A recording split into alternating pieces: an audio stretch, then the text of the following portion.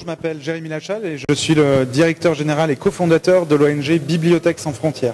L'activité d'aujourd'hui, c'est le lancement des opérations de Bibliothèques sans frontières et de Cajou ici au Sénégal. Ces opérations, c'est quoi? C'est un grand programme pour la promotion de la jeunesse autour de l'éducation, de l'entrepreneuriat, de l'accès à l'emploi. Et ce programme, en fait, il se constitue autour d'une technologie qui est assez nouvelle, qu'on appelle l'Internet offline. C'est-à-dire la manière dont on apporte du contenu à des gens qui ont peu ou pas accès à Internet. Aujourd'hui, dans le monde, il y a 50% de la population mondiale qui n'a pas accès à Internet.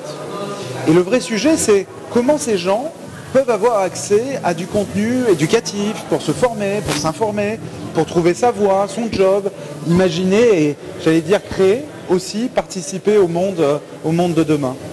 Et avec Bibliothèques sans frontières et avec son entreprise sociale Cajou, on a développé des technologies, des solutions qui permettent justement d'apporter du contenu là où Internet n'est pas. Ces solutions, c'est des petits serveurs qui permettent d'avoir accès localement à un hotspot avec du contenu, carte micro SD jusqu'à 32 Go de contenu. Ces cartes micro SD, elles reçoivent ça.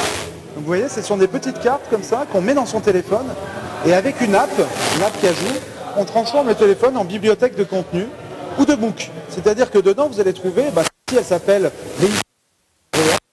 dedans, vous allez trouver des centaines de contenus vidéo pour réviser ces leçons, des tutoriels pour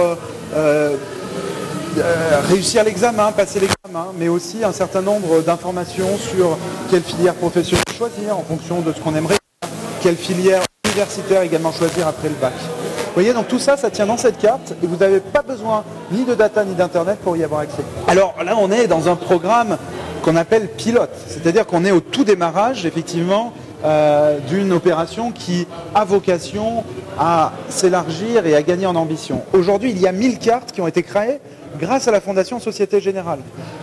Demain, j'espère qu'on aura la possibilité d'étendre massivement ce nombre de cartes et bien sûr, tous les acteurs, y compris et en particulier le ministère de l'Éducation nationale, seront au rendez-vous, je l'espère.